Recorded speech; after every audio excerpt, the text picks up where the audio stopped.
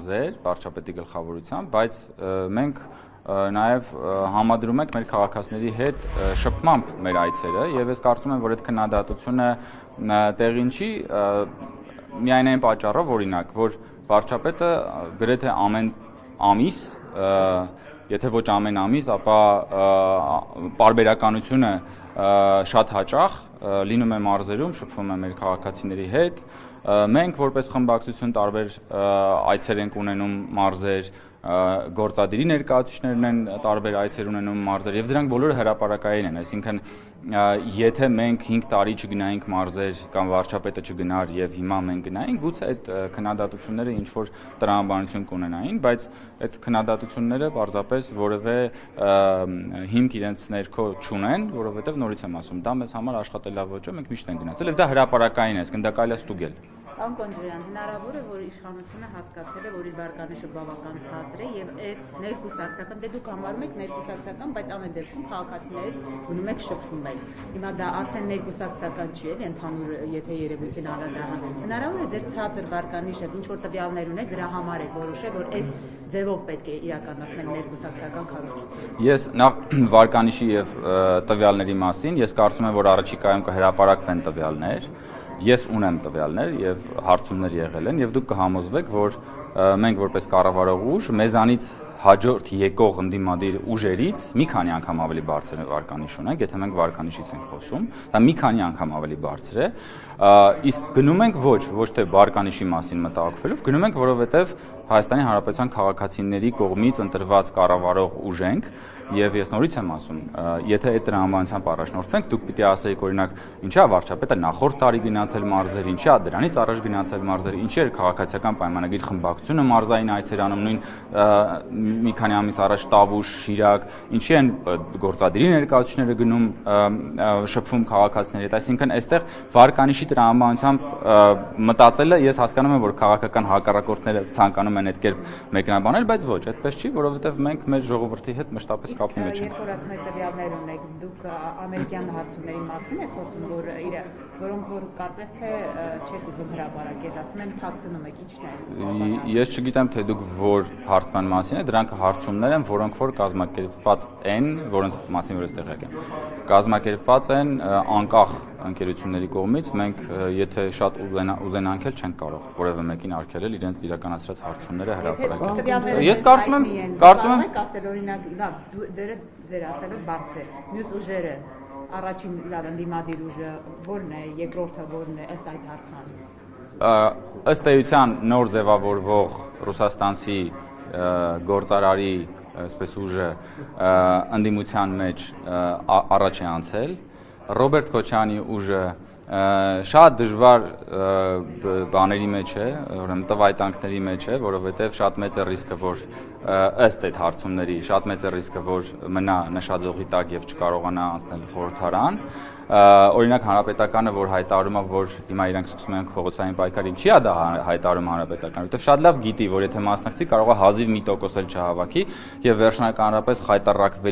չխայտարակվելու համար իրանք որոշում են գնալ փողոցային պայքարի, հետո ասեն դե մենք դուրս եկանք, որպեսզի այս իշխանությունը փոխենք, բայց բռնատիրական ռեժիմը մեզ թույլ չտվեց եւ դրա համար մենք իմաստ չենք գտնում նաեւ հետագա պայքարին եւ այլն եւ այլն։ Իմպիչմենտի նպատակը դա էր։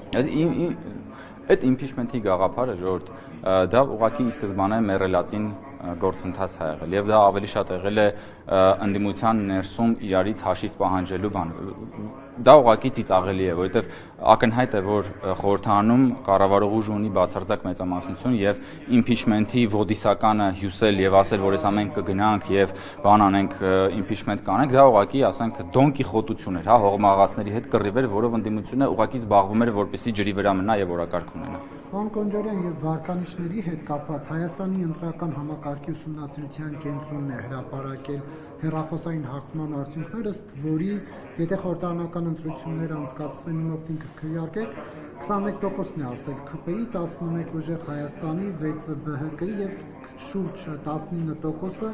չունի կողմնորոշում, նախ ինչպես է կարողանալու, այս թվերը ինչպես կմեկնաբանեք եւ ինչպես է կարողանալու։ Երբ հրապարակվել, երբ անցկացվել հարցումը։ Չգիտեմ երբ անցկացվել, բայց երեք է Ես Նարեկ ջան, քանի որ ես հարցման մեթոդաբանության եւ ժամանակամիջոցի եւ մնացածի մասին տեղեկատվություն չունեմ, չեմ կարող շատ մանրամասն ասել, որովհետեւ վերլուծելու համար հարկավոր է, եթե հարցումները կարդացել եք, բավականին ծավալուն փաստաթուղթ է, բայց ես կարող եմ ասել հետեւյալը, որ մենք բոլոր հանրային կարծիքի հետազոտությունները ուշադրությամբ հետևում ենք եւ մենք բնականաբար աշխատում ենք, որպեսզի մեր գրանցած ցուցանիշները բարելավենք։ Մենք աշխատում ենք մեր ժողովրդի հետ մեր ստանձնած պարտավորությունների կատարման տեսանկյունից եւ բնականաբար հետեւություններ ենք անում բոլոր հարցումներից։ Ես կարող եմ ասել, որ նաև այն հարցումները, որոնց մասին ես էի խոսում եւ կարծում եմ, որ առաջիկայում դրանք կհրապարակվեն, ես կարծում եմ, որ դրանք բավական խոսուն են եւ խոսուն են լինելու։ Ես նաև ուզում եմ հիշեցնել, որ 21 թվականի խորհրդարանական ընտրություններից առաջ բազմաթիվ հարցումներ կային, որոնք հիմնականում բացարձակ մեծամասնությունը գուժում էր, որ այսա քաղաքացիական պայմանագիրը չի հաղթելու, քաղաքացիական պայմանագրի վստահությունը շատ ցածր է եւ այլն, քաղաքացիական պայմանագիրը գնաց եւ ստացավ միանձնյա մեծամասնություն։ Եվ ես կարծում եմ, որ վստահ եմ, որ հունիսի 7-ի ընտրություններում եւս մենք գրանցելու ենք միանձնյա հաղթանակ, որովհետեւ այն ցուցանիշները, որոնք որ մենք գրանցել ենք ընտրություններից 21 թվականի արտահերթ ընտրություններից հետո եւ հատկապես խաղաղության հաստատումը չափազանց մեծ հիմքեր են մեզ տալիս մտածելու, որ դա բերելու է հաղթանակի եւ բնականաբար մնացել է ընդամենը մի քանի ամիս դուք կտեսնեք։ Ես որ մեկը տեք հարց տալի Այս հարցման շրջանակներում նշում են, որ վարչապետի գործունեությունը խիստ բացասական է գնահատում 32%-ը, իսկ ընդհանուր դրական 36%, այսինքն այդ ընդհանուր դրականը կեսը բացարձակ դրական, կեսն է միջին, հա, մասամբ դրական։ Ինչու եմ այս հարցերը տալիս, ճիշտ է դուք ասեցիք, որ ծանոթ չէ, բայց այնուհանդերձ 3 ամբողջ իշխանական լրատվամիջոցները սա վերահրապարակում են, ըստ էության ցույց էին տալիս իշխանությունը, որ հաշտել է թվերի հետ։ Հիմա դուք ինչպես եք օրինականել, որ այն 32%-ը, որ բացասական է Փաշինյանին վերաբերում, կարողանա ձեր կողմ դարձնել, թե չեք կարողանալու։ Տեսեք, մենք մեր հանրապետության բոլոր քաղաքացիների հետ ենք աշխատելու։ Մենք մեր ուղերձները հղում ենք մեր հանրապետության բոլոր քաղաքացիներին, անկախ նրանից այդ քաղաքացիները մեր ընտրողներն են, մեր ընտրողները չեն, մեզանից գոհ են, մեզանից դժգոհ են։ Բնականաբար նրանք, ովքեր որ մեզանից դժգոհ են, մենք իրենց հետ հավելյալ ջանք են գործադրում, որպեսզի մեր ուղերձները ավելի հասկանալի լինի նրանց համար։ Իսկ թե ինչպես ենք մենք համոզելու, մենք համոզվում ենք մեր աշխատանքով, մենք համոզելու ենք քարոզարշավի ընթացքում, որովհետև քարոզարշավը դրա համար է։ Մենք համոզելու ենք մեր քաղաքական ծրագրերը ներկայացնելով եւ ես նաեւ մեր մարզային այցերից կարող եմ վստահաբար ասել, որ մեր եւ ժողովրդի մեջ կա շատ առողջ եւ բնական օրգանիկ երկխոսություն, խոսակցություն եւ ժողովուրդը մեզ շատ լավ հասկանում է եւ այդ այցերն ու այդ այցերի արդյունքները ինձ տալիս են այդ վստահությունը, որ մենք գնալու ենք եւ գրանցելու ենք հաղթանակ, որովհետեւ մեր հաղթանակից է կախված խաղաղության շարունակականությունը։ Մեր հաղթանակից է կախված, թե արդյոք այն process-ները, որ մենք սկսել ենք ապաշրջապակման, թրիփի, զարգացման տրամաբանության, էգզիստենցիալ գոյաբանական ճգնաժամից դուրս գալու եւ ի վերջո զարգացման հուն մտնելու, այս ամեն ինչը վստահաբար կախված է մեր հաղթանակից, շփոթեցնող չի, որովհետեւ մենք ենք այն քաղաքական ուժը, ներողություն, ես ասում եմ հիմնվելով այն ռետորաբանության վրա, որոնք որ արվում է հիմնական ընդդիմադիր ուժերի կողմից, որովհետև տեսեք, որովհետև իհարկե կոնտրպրոդուկտիվ է ընդդիմադիրների կողմից կանգնել եւ ասել, որ իրենք ուզում են պատերազմ եւ իրենք չեն ուզում խաղաղություն։ Այդպես չեն ասում, հո հիմար չեն, այդքան հիմար չեն։ Ասում են, որ չէ, իրենք էլ են ուզում խաղաղություն, բայց այնպեսի ներողություն, շատ լավ, արժանապատիվ խաղաղություն բոլորս ենք ուզում, ներողություն, մի րոպե, ես ձեր հարցին կպատասխանեմ, մի ընդհատեք։ Խնդրում եմ ինձ մի ընդհատեք, ժամանակ կլինի ձեր համար։ Ես ինչ եմ ասում, ընդդիմադիր ուժերը չեն ասում, որ իրենք դեմ են խաղաղությանը, բայց ըստ էության այնպիսի առաջարկներ են անում, որոնք որ քանդելու են խաղաղության ճարտարապետությունը։ Ներողություն, մի րոպե, եւ Նարեկ, մենք հիմա բանավիճում ենք, թե հարց ու պատասխանը։ Ձեր հարցը տվեք, ավարտեք։ Իմ հարցը այդտեղ գուցե ընդդիմության առաջարկի իշխանության համար այսպես անիրականանալ, իսկ իրենք կարողանան։ Շատ լավ, հարց եմ տալիս, շատ լավ։ Նաեւ դուք ինչ հարց եք տա, ոնց որ թե մոտ է։ Ասեմ, հիմա տեսեք, ես հիմա բացատրում եմ, թե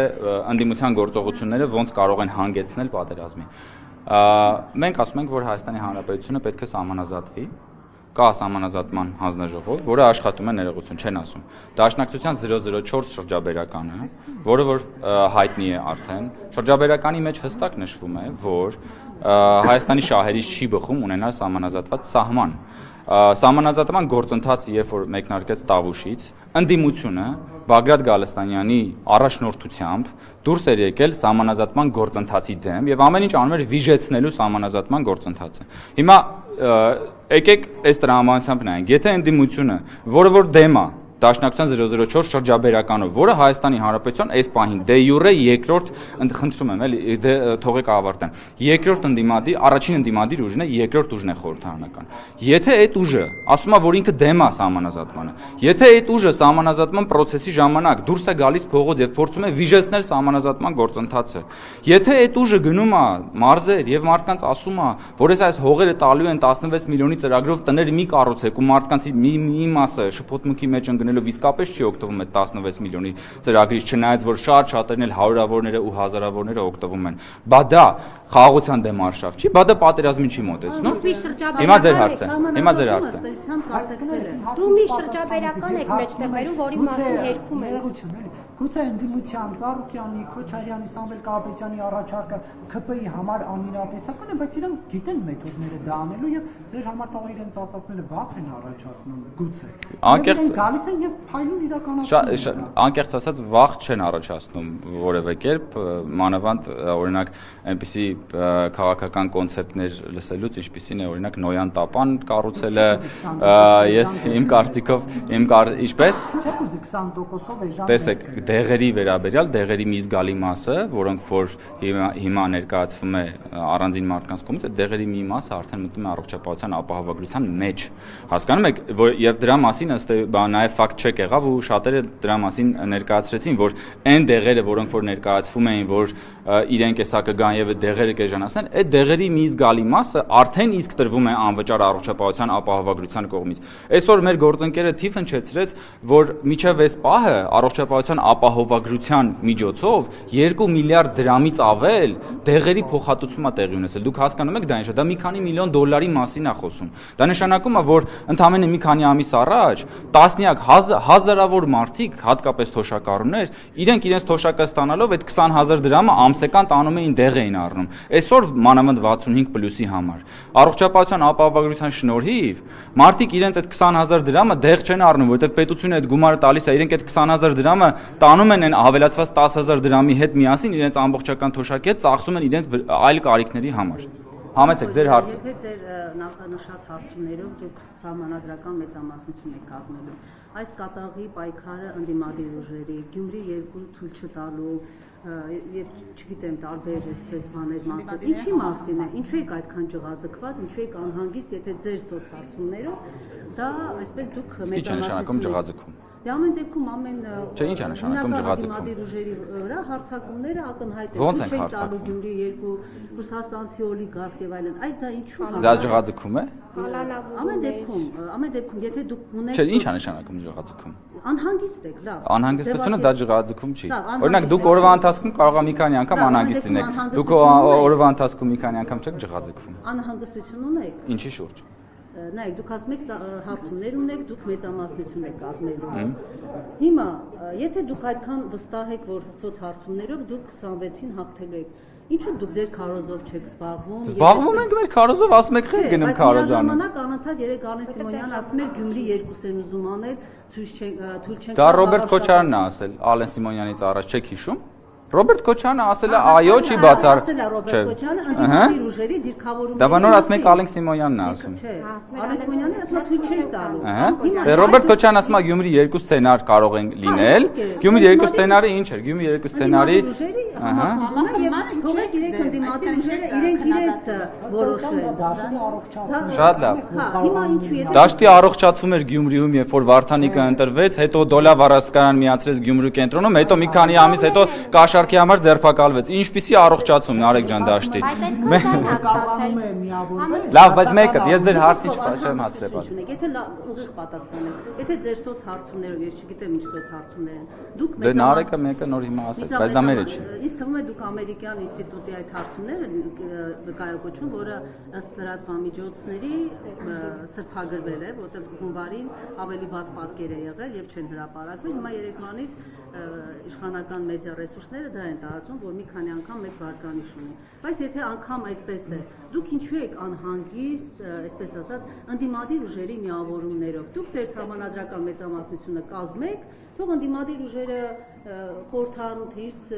կոալիցիա կկազմեն, ինչպես կաշխատեն։ Ինչու է սա ձեզ անհանգիստ։ Տեսեք, ընդհանրապես քաղաքականությունը անհանգիստ գործունեություն է։ Քաղաքական դաշտը, իշխանություն, ընդդիմություն, բանավեճն ինքնին անհանգիստ բան է։ Ասենք ոչ մեկ հանգիստ չի բանավեճում, ասենց նիրվանայի մեջ ոչ մեկ չի բանում։ Բանավեճը անհանգիստություն է, բայց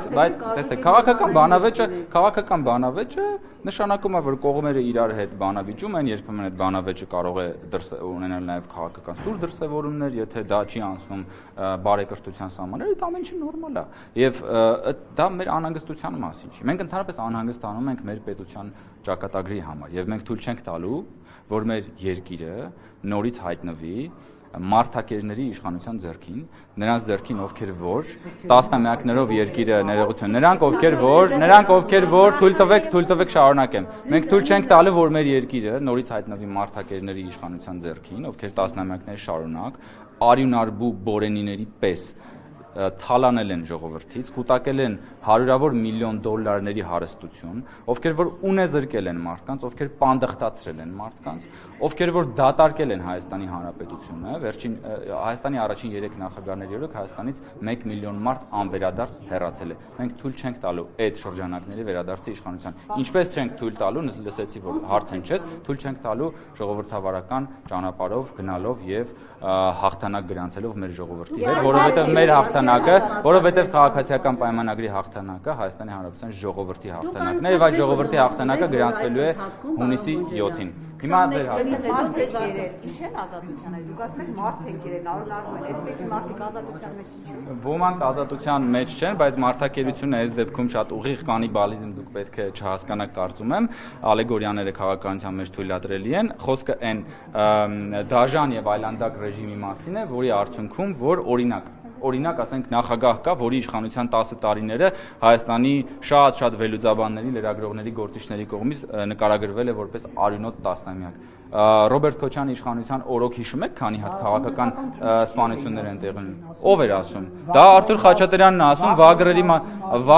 Վագրերի գծով Արթուր Խաչատրյանին։ Բայց ձեր հարցը չեն թողում տվեք։ Դուք անդադ քննադատում եք Գյումրի 2-ը, բան կոնկրետ։ Արմատ մեդիա։ Արմատ մեդիան պատկանում է բանին, ռուսաստանցի օլիգարխին։ Երբ որ դուք անդադը հարց տա կներես։ Օրինակ եթե հիմա սիվիկը հարցնա, պետք է Հա, նորմալ է, թող կարող եք հանգիստ ասել։ Օրինակ TV5-ը պատկանում է ներողություն խիեք, բայց դուք քին կնեղվեցիք։ Բայց դուք քին նեղվեցիք։ Դուք էլ ձեր լրատվամիջոցը պատկանում է Ռոբերտ Քոչյանին։ Խնդիր կա։ Իհարկե, ինքը դուք չեք նեղվում, ինքն է նեղվում։ Դուք ժպտալով արձագանքում եք։ Դուք անդադ քննադատում եք Գյումրի 2-ը, բայց չեք ասում ինչը բերեց Գյումրի 2-ին։ Երբ որ հավաքական ընդդիմությունը նույն դուք ընտրված քաղաքապետին հեգնանքով ասում եք Վարդանիկ, դրա բարեկրթությունը ո՞ն ասում եք բարեկրթության։ Վարդանիկը ինքն է իրան Վարդանիկ ասում։ Դե հիմա ինքն ինչ ասում։ Այսինքն իր ասածը բան, նշանակություն չունի։ Այսինքն ընտրված քաղաքական գործչին դու։ Ընտրված քաղաքական գործչի ասածը բանի տեղ չդնեք։ Չէ, բայց ընտրված քաղաքական գործիչն ինքը իր մասին ասում։ Ասել է։ Հրապարակային կա։ Հա, իհարկե վերջացրեք։ Վերացումն է, չէ՞, եթե դուք ասում եք մարդակեր են, SN-ն են, բայց այդ մարդիկ այդ հավաքական ընդդիմության են նախընտրել Գյումրիում օրինակ։ Ձեզանից նախընտրել են եւ հավաքական ընդդիմությունը ձեզ հաղթել է։ Այդտեղ բացասական ասեմ ոնց է։ Մի րոպե, ընդդիմությունը մեզ չի հաղթել, որովհետեւ մենք Գյումրիում ստացել ենք ամենաբարձր ձայները։ Ընդդիմադիր որոշ ուժեր հանդես գալով այլ ծրագրով ի սկզբանե չասելով, որ իրենք հետո իրենց ձայնը տալու են Վարդան Ղուկասյանին, հետո վերջում գնացել են եւ այդ իրենց ձայները բոլորը բերել դրել են նույն սեղանի վրա։ Ընդ որում դրանով խաբելով սեփական ընտրողներին, որովհետև եթե ընդդիմադիր մյուս ուժերի ընտրողները իմանային, որ իրենք վերջում իրենց ձայնը տալու են Վարդանիկին, օրինակ Մարտուն Գրիգորյանի ընտրողները, եթե իմանային, որ Մարտուն Գրիգորյանը տանելու է ու վերջում իր քվեները դնելու է Վարդան Ղուկասյանի գրպանում, Մարտուն Գրիգորյանի ընտրողները երբեք ձեռները կտրես, Մարտուն Գրիգորյանին չէին ընտրի։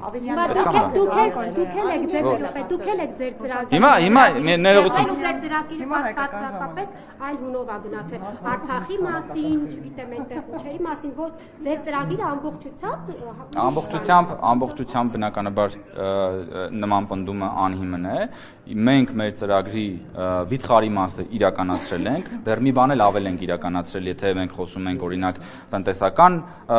աճի տեմպերից, եթե մենք խոսում ենք ներողություն էլի, մենք Ղարաբաղի հարցով բազմիցս այդ հարցերին պատասխանել ենք, բայց տեսեք, լինելու են ընտրություններ, ընդամենը մի քանի ամիս հետո լինելու են ընտրություններ եւ Հայաստանի Հանրապետության քաղաքացիները իրենց գնահատականը տալու են եւ մեր գործունեությանը եւ ընդդիմության գործունեությանը։ Եվ մենք այդ ժամանակ կխոսենք։ Բայց հիմա այնտեղ հարց։ Էլի կվերադառնամ ձեր, եթե ունենաք հարցը։ Մեծ հեղինակություն ուներ։ Այս 7-8 ամիսների ընթացքում ինչու չհաջողվեց այսպես այս հակաեկեղեցական արշավը հաղթել։ Արդյոք սա, որտեղ նայել ես այդ ցուցիչ, որ ինքը այլևս չունի այն հեղինակությունը, որ իր հետևից այսպես մարդիկ տանի եւ այլն, այս է ձեզ համար ներքին քննարկումներում այս հարցը ձեզ ուզում է, որ ամեն դեպքում նաեւ այս 7-8 ամիսների ընթացքում անհավանական այսպես ճնշումների, ածախաների ներքաշելով չհաջողեցիք այս պայքարում։ Սա ինչ է խոսում, ձեզ օրինակ սա էլ է ձեզ անհանգստացնում։ Մեզ հաջողվել է թույլ չտալ հակաեկեղեցական արշավի հաղթանակը, որը որ սանձազերծել է Կտրիչ Ներսիսյանը։ Հայաստանում հակաեկեղեցական, հայ առաքելական եկեղեցու դեմ ուղված հակաեկեղեցական արշավի պարագլուխը Կտրիչ Ներսիսյանն է, ով իր գործունեությամբ խախտելով բոլոր կանոնակարգերը սկսել է հակաեկեղեցական արշավ եւ շնորհիվ վարչապետի, շնորհիվ նաեւ այն բոլոր պրոցեսների, որոնք որ տեղի են ունեցել, շնորհիվ եկեղեցու բարենորոգման օրակարգի, եկեղեցու առողջացման, մենք թույլ չենք տվել,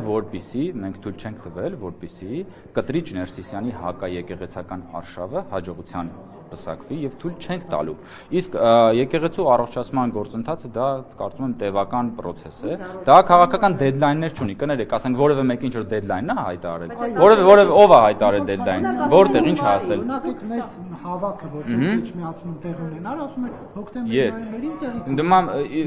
Նիկոլ Փաշինյանը որևէ deadline չի հայտարարել։ Նարեկ, չես լսում ինչ եմ ասում։ Որևէ deadline չի հայտարարվել եկեղեցու վերաբերյալ իրավիճակի հանգուցալուծման մասին կամ Կտրիչ Ներսիսյանի հեռացնելու մասին։ Ես ասում եմ հոգեվոր պետք է լիներ հոկտեմբեր-նոյեմբերին Էջմիածնի կենտրոնական հրապարակում եւ չեղավ։ Ես առնվազն մեկ deadline-ի խախտման դեպք այս բանը հիշեցի։ Ես ուրիշ հարցի էի պատասխանում։ Ինձ հարց էր տրվում, որ իբր ձախողել են հակաեկեղեցական։ Ես նախ ուզում եմ ասել, որ հակաեկեղեցական արշավ Հայաստանում սանձազերծել է միայն Կտրիչ Ներսիսյանը եւ մենք դա կասեցրել ենք, թույլ չենք տվել։ Հիմա ձեր հարցը։ Սրտանի եւ Նոր Նախիջևանի թեմի առաջնորդը Եզրած Ներսիսյանն է հայտարարություն արել, որ նա Ես գամ առաջ,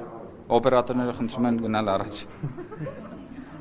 Ով դատավճիռ կայացնի կաթողիկոսի դեմ, ասում են նրան ժողովուրդը կանիծի ամբողջ տողմին եւ հետո ասում է ժամանակն է եկել, որ եկեղեցին միասնաբար ձայն բարձրացնի եւ մերկացնի իշխանությունների հակասահմանադրական գործողությունները, այն է իր բառերով ասած հարձակում է եկեղեցու վրա։ Չեք վախենում այս անեծքների տարափից, որովհետեւ վերջին շրջանում շատ է խոսվում անձելու մասին, տողմը եւ եկեղեցականներն են դրա մասին խոսում։ Դե եթե գիտեք, մենք միջնադարյան աշխարհում ապրեինք, գուցե այդ մարդիկ ինկվիզիցիայի խարույկների վրա, այսինքն այրեին բոլոր այլախոհներին կամ չգիտեմ բանադրանքի ենթարկեին այրվող բանի կաթսաների մեջ մարդկանց վառեին բարեբախտաբար մենք 21-րդ դարում ենք ապրում Եզրասը դա այն նույն անձնավորությունն է որը ըստ հրապարակված թղթերի բանը չէ KGB-ի գործակալ է եւ նաեւ համատեղության կարգով Կտրիչ Ներսիսյանի եղբայրն է հիմա իրենք փաստորեն անցել են նաեւ անեծքի բանին ռեժիմին չնայած ես չեմ կարծում որ անեծքի բանից ռեժիմից նրանք ընդհանրապես հրաժարվել էին, բայց Եզրաս Ներսիսյանի գործունեությունը ամենավառ ապացույցն է եւ ամեն անգամ երբ որ նա խոսում է, նա հերթական անգամ հիշեցնում է մեզ բոլորիս, թե հայ առաքելական եկեղեցին ինչպիսի այլանդակ հարձակման ներքո է եղել տասնամյակներ շարունակ, որ KGB-ի կողմից հավաքագրված անձը, որի եղբայրը նաև կաթողիկոս է եղել, ուրեմն հայ առաքելական եկեղեցին դրել են ահա այսպիսի իրավիճակի մեջ։ Եվ նրանք ինքնամերկացվում են շատ արագ տեմպերով, իսկ իշխանությունը թափանցիկ է, կառավարությունը եւ կառավարող մեծամասնությունը հաշվետվողական ու թափանցիկ գործում է Հայաստանի Հանրապետությունում, Հայաստանի Հանրապետության ժողովրդի հետ, իրենք պիտի անհանգիստ լինեն մերկանալուց։ Եվ երբ որ այդ իրենց բանը սքեմը ու վեղարը քաշում ես, դրա տակ թաքնված այլանդակություններից իրենք պետք է բան անեն, անհանգստանան։ Տիրադավները 10 եպիսկոպոսներ, դե մեկը հեռացել է արդեն, իսկ ընկճախտի մեջ են հայտնվել այս պաուզայից ընդդիմության։ Տիրադավը նախ Կտրիչ Ներսիսյանն է, որը ես չգիտեմ ընկճախտի մեջ է, մելանխոլիայի մեջ է, թե ինչի մեջ է, բայց ես վստահ եմ, որ առաջին եւ գլխավոր տիրադավը Կտրիչ Ներսիսյանն է, ով խախտել է եկեղեցու Քրիստոսի առջև տրված ուխտը եւ դրանով դարձել է տիրադավ, այսինքն ինքը տիրոջ առջև ուխտը խախտել եւ դարձել է տիրադավ։ Անկամ եթե դուք ճիշտ խնդումներ եք անում, ամեն դեպքում չեք ուզում խոստովանել, որ ժողովուրդը չգնաց ձեր այդ օրակարգի հետևից, նայն համարելով վտանգավոր, կեղծ եւ այլն։ Այս գոնե այս ժողովուրդը, եթե դուք օրինակ մասնակցեք կամ տեսել եք երևի պատարակների հաճախելիությունը, ես ձեզ վստահեցնում եմ, որ վերջին ամիսներին Հայաստանի Հանրապետության ժողովուրդը շատ ավելի մեծ հավատով եւ ոգեվորությամբ է այցելում պատարակներին, քան թե միջև այդ, որովհետեւ Կտրիչ Ներսիսյանի տիրադավ գործունեության արդյունքում տասնամյակներ շարունակ մարդիկ դուրս էին մղվել եկեղեցուց, որովհետև Կտրիչ Ներսիսյանի եւ մի րոպե, Կտրիչ Ներսիսյանի, Սերժ Սարգսյանի եւ Ռոբերտ Քոչարյանի երրյակ դաշինքի արդյունքում եկեղեցին դարձել էր Ռոբերտ Քոչարյանի ենթաշտաբը։ Հիշում եք Աբովյան փողոցում Սուրբ Աննա եկեղեցին Բագրատ Գալստանյանի քաղաքական ճառերի թատերաբեմ էր դարձել։ Հիշում եք Փաշինյանը քաղաքական ճառերի թատերաբեմ էր դարձել։ Եվ նախագահ չէր դարձել դա թատերաբեմ։ Ինչպես։ Չի դարձել։ Ես ձեզ հիշեցնում եմ այն դեպքերը, երբ որ մարդիկ նույնիսկ այդ ժամանակ, երբ որ Բարգրատ Գալստանյանը ուրեմն դիրքավորվել էր Սուրբ Աննա եկեղեցում ու մարդիկ մտնում են եկեղեցի, հիշեք դեպքեր են եղել, երբ որ մարդկանց անհանդուրժողաբար դուրս են հրավիրել, հարձակվել են մարդկանց վրա։ Բա դա քրիստոնեական բաներ, գործունեություններ։ Այո, ես մասնակցում եմ պատարակներին, չեն վռնդում։ Երբ որ ասում ենք մի խոսացեք եկեղեցում չի կարելի, թեկում հայոնում էին։ Ովքեր են ասել։ Ինձ կասեք անուն ազգանունը, ես այդ մարդկանց հետ կխոսեմ։ Ուրիշ այլ հարցեր կան, համեցեք, այլ հարցեր։ ՀՊՑ ծառայողը փակեց հավատացյալի բերանը եւ ուրեմն հնարավոր է, որ տվյալ անձը խախտել է որոշակի անվտանգության կանոն, դրա համար դա տեղի է ունեցել։ Եթե խոսքը գնում է, տեսեք, եթե ՊՊՑ ներկայացուցիչը անում է որևէ գործողություն, ապա դա նշանակում է, որ որևէ կարգ խախտվել է եւ դրա համար դա տեղի է ունեցել։ Համեցեք։ Հակակոռուպցիոն կոմիտեի նախագահը ասաց, որ ձեր բնակարանի հետ կապված ուսումնասիրություն կա հակակոռուպցիոնում, դուք ինչ որ տեղեկություններ եք, ինչ փուլում է հասել, ինչ։ Ես տեղյակ չեմ, ես գիտեմ, որ մամուլի մի քանի միջոցներ կեղծ եւ ակնհայտ ուրեմն զրպարտիչ տեղեկություններ փորձեցին հայտնել այդ մասով եւ բնականաբար ուրախ եմ, որ գործընթաց կա, հետո այդ գործընթացը բնականաբար կհանգի այն եզրակացության, որ ամեն ինչ գտնվել է օրինականության սահմաններում եւ դրանով հերթական անգամ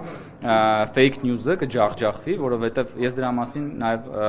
մանրամասն գրառում եմ արել, երբ որ հրապարակվեց այսպես կոչված բանը, հետազոտությունը, հետաքննությունը եւ ես դրա մասին ուրեմն հրապարակումներ արել եմ եւ վստահ եմ, որ եթե կա քննություն, ես տեղյակ չէի քննությունից, եթե կա քննություն, ես միայն ուրախ եմ։ Թող հրապարակեն արդյունքները եւ դրանից հետո շատ ավելի ջերմեռանդությամբ առաջարկում եմ, որ fake news-ը շարունակի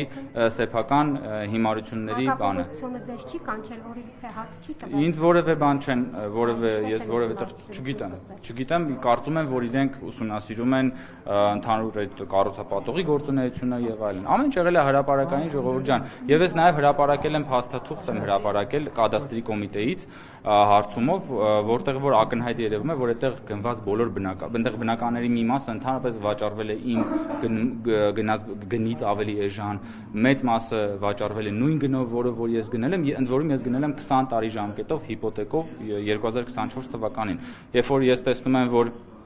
որոշ մարդիկ, որոշ ուժեր, ովքեր որ ասենք մեղադրվում են միլիոնավոր դոլարների թալանի համար, հիմա մեղադրում են կառավարող խմբակցության անդամներին, ղեկավարին կամ իշխանության ներկայացուցիչներին 20 տարով հիպոթեկային վարկով բնակարան ձեռք բերելու մասին։ Ժողովուրդ ջան, դրանից ավելի վառ ապացույց մեր հանրության համար ուղղակի չկա, որ ասենք էժան չեմ գնել, ես ասում եմ, Նարեկ ջան, հրապարակել եմ ես իմ Facebook-յան էջում, խնդրում եմ նայեք այդ հրապարակումը, կադաստրի կոմիտեից ստացված պաշտոնական տվյալները առկա են։ Ուրեմն այդ պահի դրությամբ, երբ որ հարցումը արվել է եւ հրապարակել եմ ես այդ թուղթը, այդ պահի դրությամբ նույն բնակարանից գնվել է 8 բնակարան է գնված եղել։ 8-ից ներողություն, հիմա ձեզ ձեռ չի տալի, որ ես արդեն ճշմարտություն եմ ասում, չեք ուզում ասեմ։ 2 բնակարան ձեռք է բերվել իմից ավելի ցածր գնով, 4-5 բնակարան ձեռք է բերվել իմ գնով, մոտավորապես կարող մի քանի 100,000 դրամի տարբերությամբ, եւ ընդամենը 1 բնակարան ձեռք է բերվել 60 միլիոնով, իսկ այդ հրապարակումն ասում էր, որ այդտեղ այդ բնակարանների այդ քառակուսի մետրով արժեքը 76 միլիոն է։ Եթե ներողություն, չէ, իմ գործընկերները չեն, այնտեղ չկան։ Ես ինչքան գիտեմ, պաշտոնյա մարդ չկա։ Այսինքն, ժողովուրդ պատկերացնում եք, չէ՞, այսինքն 8 բնակարան է գնվում, որից մի մասը իմից ավելի էժան է գնվում, բայց իրեն հետաքննող համարող լրատվամիջոցը ասում է, մի րոպե, ասում է, որ ես գնել եմ տուն, որը պետք է լիներ 76 միլիոնով, այնինչ ես գնել եմ 54 միլիոնով հիպոթեկով։ Հետո բացում եք, տեսնում ենք, որ մարդիկ կան, այդ նույն բնակարանից, այդ նույն բանով քառակուսի մետրով գնել են 50 միլիոնով, գնել են 55 միլիոնով, իսկ ամենաբարձր գինը, որը վճարվել է երբևէ այդտեղ բնակարանի համար, եղել է 60 միլիոնը։ Հիմա ես առաջարկում եմ ձեզ, եթե կարող եք, հրապարակային օֆերտա եմ անում։ Եթե որևէ մեկը, որը պնդում է, որ ես այդ բնակարանի ինքնարժեքը, շուկայական արժեքը 76 միլիոն է եւ ես հիպոթեկով վերցել եմ 54 միլիոնով, ես առաջարկում եմ վաճառեք 76 միլիոնով եւ այն տարբերությունը ես նվիրում եմ ձեզ, եթե կարող եք վաճառել։ Պետք է որ ձեզնից բացատրություններ պահանջի։ Նույն այդ կադաստրի տեղեկանքը։ Ես այդ ժամանակ ես կադաստրի տեղեկանքը ինքս չեմ վերցրած եղել, որովհետեւ դրա կարիք չեմ ունեցել։ Մի րոպե, իսկ հետքին, չէ, մի րոպե, հետքը ինքը որպես հետաքննող լրատվամիջոց, ինքը կարող էր հանգիստ դիմել կադաստրի կոմիտե, որովհետեւ եթե հետաքննության նպատակը, տեսեք, եթե ոչ, լրատվամիջոցը կարող է դիմել եւ ստանալ համապատասխան փաստաթղթեր։ Եթե լրատվամիջոցի նպատակը ոչ թե զրպարտությունն է, այլ օբյեկտիվ քննություն իրականացնել է, ինքը մի քանի աղբյուրից փորձում է ճշտել։ Կամ ասենք ժողովուրդ, եթե դուք գնում եք տուն առնելու, դուք զանգում եք, ասում եք բարև ձեզ, ինչ արժե քառակուսի մետրը, ասում են ենթադրենք 700,000 դրամ, ասում եք շատ լավ, դե գնացինք նոտար, տենց չի, չէ՞։ Մարդիկ ասենք գնում են, հանդիպում են, ճշտում են գինը, հետո սակարկում են։ Ես էլի եմ ասում, այդ տարածքում, երբ որ ասում են 76 միլիոն է այդ տան գինը, այդ տներից, որը վաճառվել էր 8 հատ, ամենաբարձր գինը եղել է 60 միլիոնը, ամենացածր միլիոնը եղել է 50 միլիոնը։ Ես 54 միլիոնով 20 տարով հիպոթեք եմ վերցրել։ Ինձնից բացի 2 հոգի 50 միլիոնով է վերցրել, կարծեմ 4-5 հոգի էլ 55 միլիոնով է վերցրել։ Այսինքն այս ամբողջ process-ը ուղղակի ոտքից գլուխ կեղծիք է եւ ես շատ ուրախ եմ, որ համապատասխան մարմինները ուսումնասիրում են։ Այդ ուսումնասիրության արդյունքը լինելու է այն, որ վերջում պարզվելու է, որ ուղղակի հերթական fake news-ի հետ գործ ունենք։ Շնորհակալություն, ստեսնունք։